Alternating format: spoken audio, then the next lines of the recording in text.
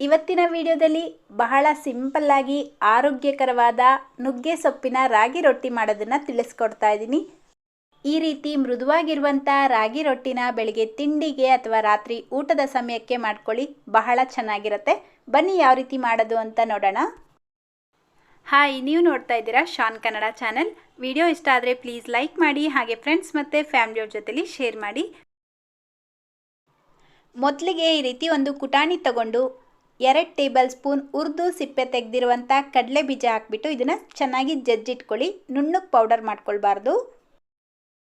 ಈಗ ಅದೇ ಕುಟಾಣಿಗೆ 2 ಹಸಿಮೆಣಸಿನ್ಕಾಯಿ, 1 ಇಂಚು ಹಸಿ ಶುಂಠಿನ ಹಾಕ್ಬಿಟ್ಟು ಜಜ್ಜಿಟ್ಕೊಳ್ಳಿ. ನೋಡಿ, ಈ ರೀತಿ ಜಜ್ಜಿಟ್ಕೊಳ್ಬೇಕು. ನೆಕ್ಸ್ಟ್ ಈಗ ಒಂದು ಮಿಕ್ಸಿಂಗ್ ಬೌಲ್ ತಗೊಂಡು 2 ಕಪ್ ರಾಗಿ ಹಿಟ್ಟು ಹಾಕ್ಕೊಳ್ಬೇಕು.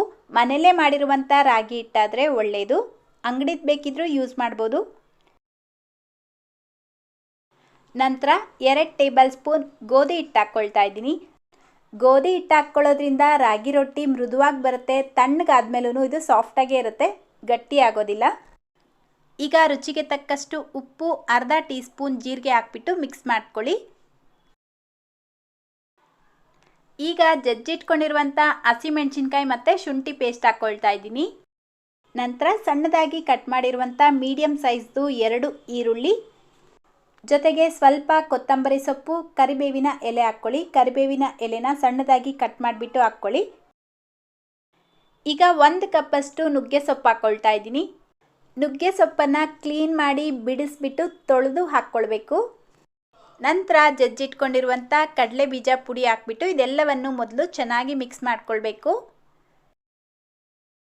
ನಿಮಗೆ ರೊಟ್ಟಿ ತುಂಬ ಸಾಫ್ಟಾಗಿ ಬೇಕು ಅನ್ನೋ ಹಾಗಿದ್ರೆ 2 ಟೇಬಲ್ ಸ್ಪೂನ್ ಮೊಸರು ಹಾಕ್ಬಿಟ್ಟು ಮಿಕ್ಸ್ ಮಾಡ್ಕೊಳ್ಳಿ. ಆವಾಗ ರಾಗಿ ರೊಟ್ಟಿ ಇನ್ನೂ ಮೃದುವಾಗಿ ಬರುತ್ತೆ. ಇದರ ಜೊತೆಗೆ ನೀವು ಬೇಕಿದ್ರೆ ತುರಿದಿರುವಂಥ ಕ್ಯಾರೆಟ್ ಹಾಕ್ಕೊಳ್ಬೋದು, ಮೆಂತ್ಯ ಸೊಪ್ಪು ಅಥವಾ ಸಬ್ಸಿಗೆ ಸೊಪ್ಪು ಬೇಕಿದ್ರೂ ಹಾಕ್ಕೊಳ್ಬೋದು, ಇನ್ನೂ ಹೆಲ್ತಿಯಾಗಿರುತ್ತೆ.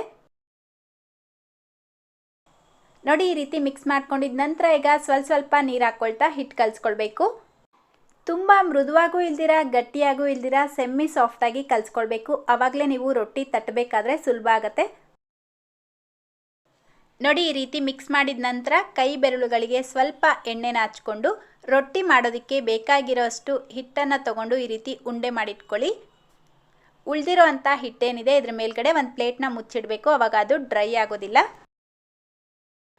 ನಾನು ರೊಟ್ಟಿ ತಟ್ಕೊಳ್ಳೋದಕ್ಕೆ ಹೋಳಿಗೆ ಶೀಟ್ನ ಯೂಸ್ ಮಾಡ್ತಾ ಇದ್ದೀನಿ. ಇದನ್ನು ನಾನು ಅಮೆಝಾನಲ್ಲಿ ತೊಗೊಂಡಿದ್ದೆ. ನೀವು ಬೇಕಿದ್ರೆ ಪರ್ಚೇಸ್ ಮಾಡ್ಬೋದು, ಲಿಂಕ್ ಬೇಕಿದ್ರೆ ಡಿಸ್ಕ್ರಿಪ್ಷನ್ ಬಾಕ್ಸಲ್ಲಿ ಕೊಟ್ಟಿರ್ತೀನಿ. ನೋಡಿ, ಇದಕ್ಕೆ ಮೊದಲು ಎಣ್ಣೆನ ಹಚ್ಕೊಂಡು ರೆಡಿ ಮಾಡಿ ಇಟ್ಕೊಂಡಿರುವಂಥ ಉಂಡೆನ ಇದ್ರ ಮೇಲ್ಗಡೆ ಇಟ್ಟು ನಿಧಾನಕ್ಕೆ ತಟ್ಕೊಳ್ಬೇಕು. ಈ ರೀತಿ ಹೋಳಿಗೆ ಶೀಟ್ ಇಲ್ಲ ಅಂದರೆ ನೀವು ಬೇಕಿದ್ರೆ ಬಾಳೆ ಎಲೆ ಅಥವಾ ಬಟರ್ ಪೇಪರ್ ಮೇಲೆ ತಟ್ಕೊಳ್ಬೋದು. ತುಂಬ ಮಂದವಾಗಿ ತುಂಬ ತೆಳುವಾಗೂ ತಟ್ಕೊಳ್ಬಾರ್ದು, ಮೀಡಿಯಮ್ ಥಿಕ್ನೆಸ್ ಇರಬೇಕು. ಈಗ ಚೆನ್ನಾಗಿ ಬಿಸಿಯಾಗಿರುವಂಥ ತವಾಗೆ ಎಣ್ಣೆನ ಹಚ್ಕೊಂಡು ಈ ಹೋಳಿಗೆ ಶೀಟ್ನ ಡೈರೆಕ್ಟಾಗಿ ಅದ್ರ ಮೇಲ್ಗಡೆ ಹಾಕ್ಕೊಳ್ಬೇಕು. ನೋಡಿ, ಈ ರೀತಿ ಹಾಕಿಬಿಟ್ಟು ಲೈಟಾಗಿ ಇದ್ರ ಮೇಲ್ಗಡೆ ಪ್ರೆಸ್ ಮಾಡಿ 2 ಸೆಕೆಂಡ್ ಬಿಟ್ಟು ನಂತರ ಈ ಶೀಟ್ನ ತೆಗಿಬೇಕು. ಇಮಿಡಿಯೇಟಾಗಿ ತೆಗಿಬಾರ್ದು. ಬಿಸಿಗೆ ಈ ಶೀಟ್ ಏನೂ ಆಗೋದಿಲ್ಲ, ವಾಷಬಲ್ ಇದೆ. ನೀವು ವಾಶ್ ಮಾಡಿ ತೆಗೆದಿಟ್ಕೊಂಡು ಹೋಳಿಗೆ ಮಾಡಿದಾಗ, ರೊಟ್ಟಿ ಮಾಡಿದಾಗೆಲ್ಲ ಯೂಸ್ ಮಾಡ್ಕೊಳ್ಬೋದು. ರೊಟ್ಟಿನ ಮೀಡಿಯಮ್ ಫ್ಲೇಮಲ್ಲೇ ಬೇಯಿಸ್ಕೊಳ್ಬೇಕು.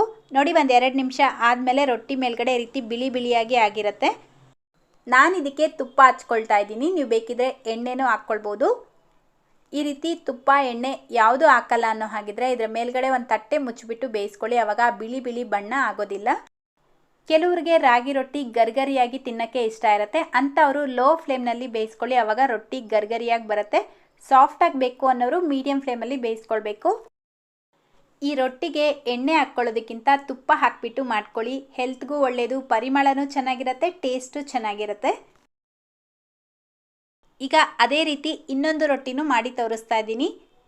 ಪ್ರತಿ ಸಲ ಮಾಡಬೇಕಾದ್ರೂ ಎಣ್ಣೆ ಹಚ್ಕೊಳ್ಳೋ ಅವಶ್ಯಕತೆ ಇಲ್ಲ, ಮೊದಲನೇ ಸಲ ಮಾತ್ರ ಎಣ್ಣೆ ಅಪ್ಲೈ ಮಾಡಿಕೊಂಡ್ರೆ ಸಾಕು. ಸೇಮ್ ಅದೇ ರೀತಿಯೇ ಬೇಯಿಸ್ಕೊಳ್ಬೇಕು. ತುಂಬ ಹೊತ್ತು ರೊಟ್ಟಿನ ಬೇಯಿಸಿದ್ರೂ ರೊಟ್ಟಿ ಗಟ್ಟಿಯಾಗಿಬಿಡತ್ತೆ.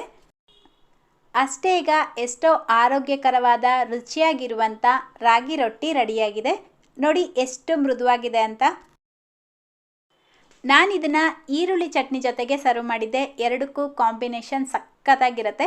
ಈರುಳ್ಳಿ ಚಟ್ನಿ ಯಾವ ರೀತಿ ಮಾಡೋದು ಅಂತ ಈಗಾಗಲೇ ನಮ್ಮ ಚಾನಲಲ್ಲಿ ವಿಡಿಯೋ ಇದೆ, ಲಿಂಕ್ ಬೇಕಿದ್ರೆ ಡಿಸ್ಕ್ರಿಪ್ಷನ್ ಬಾಕ್ಸಲ್ಲಿ ಕೊಟ್ಟಿರ್ತೀನಿ.